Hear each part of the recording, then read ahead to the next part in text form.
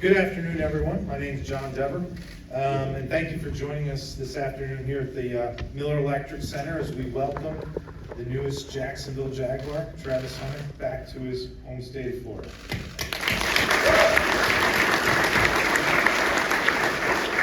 So let's do just that. James, I believe you have some opening remarks to make here. Yeah, as we sit here, Travis Hunter is a Jacksonville Jaguar, and really what comes to mind for me, right? Thinking about the sport of football and really the power of the game itself, right? Its capacity to ignite belief, right? Belief in ourselves, belief in others, right? Belief in achieving what many may deem impossible. Travis Hunter, he embodies belief, right? He's a rare person. He's a rare player, but he's also a reminder that the boundaries of the game of football were built to be challenged. And so the decision to select him was actually a statement for how we plan to move, who we are, and we want him to be nothing more than him. Because when he is, he elevates the space around him. From the football field to the city, to the game of football itself, Travis Hunter is who we've been hunting up. Couldn't be more jacked to be sitting right here beside him and introduce you all to the man of the hour.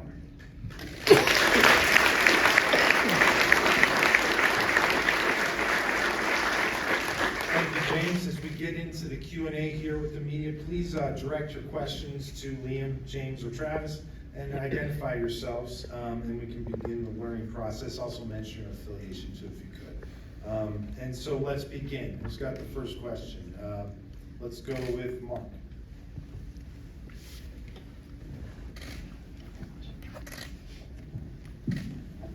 This is for Travis. Mark Long with the Associated Press. How'd you get to football? I get the football? How'd you get to football? Walk in the building and took it from the coach. You took it from him? Yeah, he was over there playing with the football. I was like, let me hold that. So you've had it for how long now? Since I walked in the building. So what's it been, a whirlwind last night, today? What's kind of take us through what the last 12 hours, 15 hours been like? It's been exciting. I normally go to sleep on planes, but I stayed up the whole time, just looking out the window. Why so? Why? Just excited to get here, be able to come back home, and be able to get to work. Gene? Travis, Gene Frenette from the Times Union. Everybody, regurgitates all your stats, receiving yards, interceptions, all that stuff. What probably a lot of people don't realize is that you're a 4.0 student, and there's not many high-end first-round draft picks that have that kind of GPA. So I'm wondering, I'm assuming you've been a very good student for a very long time. Where does that mindset come from? Is it a matter of just feeling like that's a challenge, just like a game, or is it a mindset that was sort of passed on to you from a family member about the importance of being well-rounded? It's just the mindset of trying to be the best at everything I do. I don't want nobody to have a step ahead of me, so I just want to be the best at everything. And that's including work. I hope I can go back and walk the stage May 8th. Travis, Demetrius Harvey with the Florida Times Union. We've heard you talk about a lot of coaches that have helped you in the past, obviously Coach Prime and your coaches over at Colorado, JSU, but talk about Coach Drew Johnson. Just what was he able to do for you, sort of laying the foundation for you as a player? He helped me out a lot. I got my footwork right. Really, you didn't have to put the dog in me with me. So he got my footwork right. He just helped me out a lot with my footwork and how to understand the game. And you've talked about this a lot, how much you love your family, how much you want to be with them and help them and do anything you can. Just how have you been? How has it been with your family during these times? How have they sort of motivated you to help you get here where you are today? I have my little brother. He motivates me because he's trying to be better than me. So I got to set the bar high. Let's go to John and then. For Travis, John Shipley on that side. Travis, just what does it mean to you seeing a team have that kind of commitment and faith to go up and get you and do what they have to do and have you be their guide the whole process? I mean, they believe in me. You know, they trust in everything that I've done this far. So I just got to go out there and prove them right. For Travis, Mia O'Brien, 1010XL, great to meet you in person. Yes, ma'am. Favorite class you took at Colorado or Jackson State? Favorite class? I can't really tell you I have a favorite class because I just got the work done. But You have like a favorite subject, like growing up, or? my favorite subject growing up was math. I'm super good at math, but not really. I don't have a really favorite class or favorite subject. Okay, one more on the school front. For you, walk us through this idea of you were born in West Palm Beach. You were once upon a time almost going to go to Florida State. To come back to Florida, is there this sense of maybe destiny? And what have the emotions of specifically coming here meant to you in the last 24 hours? It meant that I can fish year round. It's hot here, and I get to see family all the time. We're locked on Jaguars. I'll give you a hypothetical real quick because of your competitiveness. It's 4th and 7. You break the huddle, it's 1-on-1, and Travis Hunter, the wide receiver, sees Travis Hunter, the corner, across from him, and the ball's coming your way. Which one of y'all comes down with it? Travis Hunter.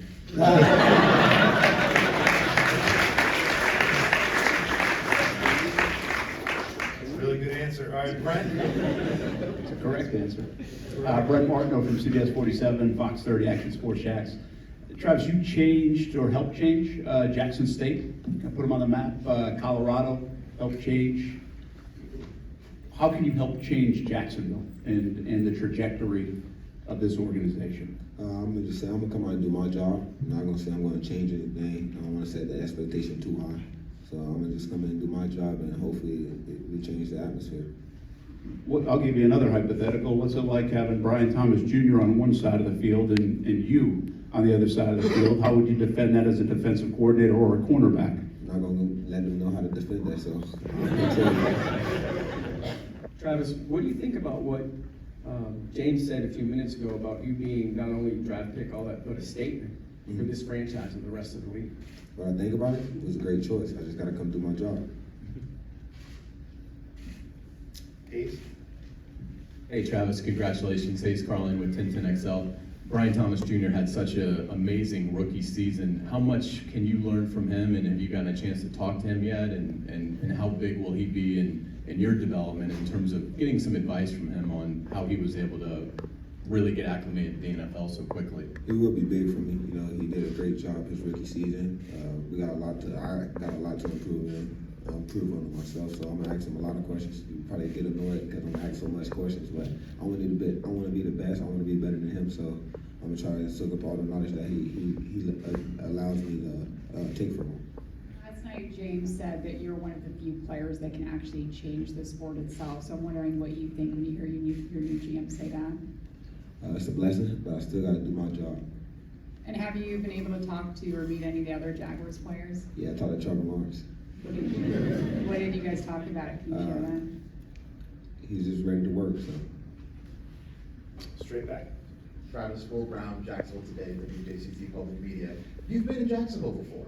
When Jackson State came here against Cookman in 22, you were a freshman on that team. I presume that was one of the first times you had a chance to be in an NFL stadium.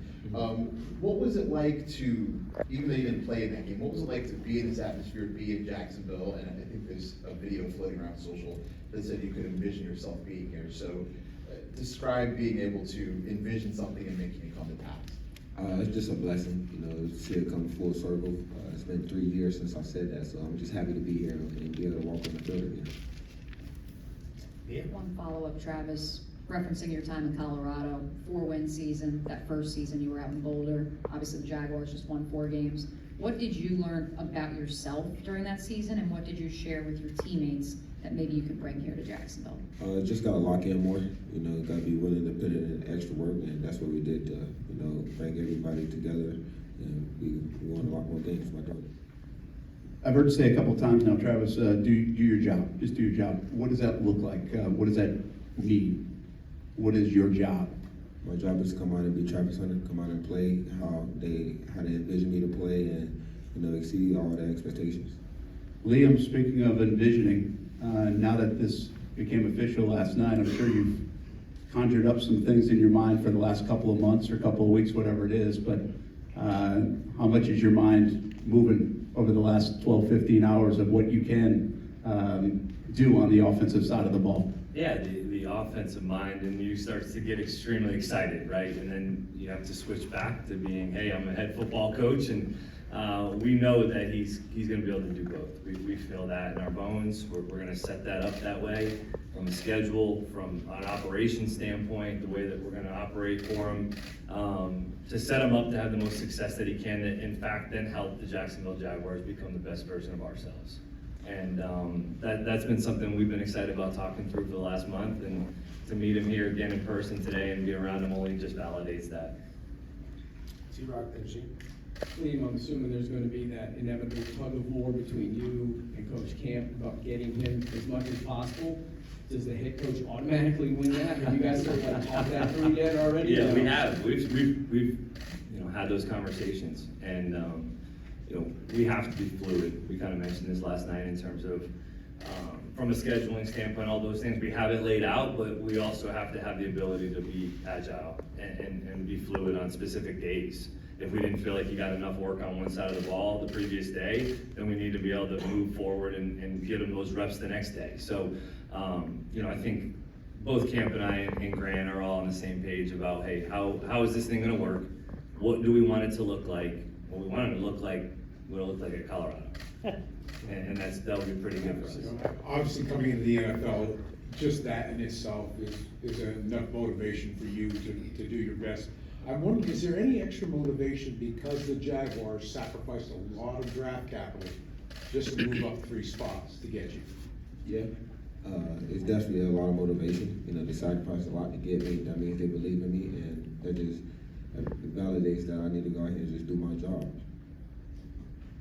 Travis, you mentioned last night that you were house hunting, that you looked, did you find something already? No, I'm still looking, but I found a couple houses. What does the rest of this weekend or next week look like for you in terms of getting acclimated and adjusted and settled? I'll probably just grab the playbook, get my boats shipped down here and get on the water. And then James, you guys talked about getting sports science involved. Can you give a rookie extra time if he's gonna play 100 snaps? Do you give him extra rest during the week to get him ready for the next 100 snaps? How does that work? Yeah, there's a lot of layers to that. Certainly, we have to operate within, all measures in compliance with league mandates. But at the same time, yeah, there's a certain level of recovery and preparation in order to take on the workload that he's about to sort of take on. And I can say, right, I think the first question came from Gene today around the football, right? I think That was me. It was you. Please don't ever Excuse me, don't mix the two. Okay? You may have, I don't know who it was that asked about the ball. Yeah, it's me. No, it's sure, but I don't know who it was that asked about the football last night, but it didn't take long for Travis to produce his first takeaway. Right? So it's gonna be a fun go if that's what we see here on the horizon. But again, it's got a lot of layers to the sports science front and making sure that we're operating on all sides. Last night, James talked about being bold and having confidence and kind of lacking fear and not letting that, mold his life. I wanted to ask you about your confidence coming in. You said you want to play both ways. They want you to play both ways. Where did that confidence come from, and how long did it take you to kind of develop it? I kind of developed my confidence at a young age. I started playing football when I was 4. I had older cousins, so they used to bully me. And I was the youngest out there playing football with them, so I had to get that confidence. I'm not going to let y'all bully me and push me around, so that's just how I go about my life. I'm not going to let anybody push me around and tell me what I can't do. I'm just go out and show them. Okay, we're gonna do a couple more. Let's go down to Hayes if we can with that mic, please. James, you mentioned something last night that Travis asked some really good questions that showed his football curiosity. Can you give us some details on kind of things, those conversations? Yeah, the details around them, I don't know that are top of mind, but I do know the sensation that you get when you experience somebody who has a growth mindset and you see it unfold in front of you. And the way in which that Travis was going about that conversation was certainly something that sparked, a little bit of an alarm that was, he's somebody who wants to learn. And he's interested in getting more information and knowing that he doesn't have every answer. And that's something that we talked about a little bit more today. And the more experience that you get, the harder it becomes to remain curious. And so keeping that curiosity at the surface of your mind so that that's not something you ever lose, knowing that there's always means of improving. James, are you guys trying not to put a number from a snap standpoint, or do you guys have a number in mind that he could handle? I haven't scoped out a number specifically. I think we're gonna get through this initial onboarding window here throughout the off-season program and see where we end up by the end of that before ever coming to some concrete count there. Travis, it sounds like, or it seems like from the outside looking in, you're such a gifted athlete that things have come so easy for you. Do you expect that to be the case at the NFL level? And if not, how do you balance all the successes with, some ups and downs and adversity that could hit? I don't think anything's come easy to me. I gotta work for it. I had to work to play both sides of the ball, even being with Coach Prime. Y'all just happen to see the perfect end. But I did a lot of work to get to where I'm at. So I'm gonna continue to put in the work, continue to grind, and I'm gonna just continue to do what I do. Do you get married next month? Yes. What's all of that like compared to all of this that's going on right now? I kind of just, let my fiance handle that. And I just, go to work. Okay, we're gonna wrap it up with two quickies, John and then Gene, and then we're gonna. James, you mentioned last night just the energy Travis brings to any space that he's in. Is that something you're already sensing kind of inside the facility, inside the fan base, community, etc.? You know what? I don't think it takes much to see that Travis has gravitational pull. He's got a smile that'll light up a room, and there it is, let it shine. But it is certainly something that most everybody that I've come in contact with who has experienced a session with Travis says very similar things. For Liam and also James, I'm sorry, if you both care to address this. Both of you have come from the NFC, so you probably don't pay as much attention to the AFC team when you're working in the NFC. The AFC South has not been regarded as a very tough division in recent years. How much do you think the investments all four teams have made in quarterbacks might change that trajectory in the next 2, 3, 5 years? Yeah, it definitely could. I mean, you can see there's been a tangible investment in that position in this division. Whether that leads to a little bit more of the known passing situations, getting the ball in the air a little bit more. But for us, it's more, okay, how do we continue to be explosive on the offensive side of the ball for us, and then also get people that can take the ball away from the other team on defense. And in this league, you have to get takeaways. And to affect the quarterbacks that are in this league now, you have to be able to rush them, and you have to be able to get your hands on the football. So we're excited about that opportunity.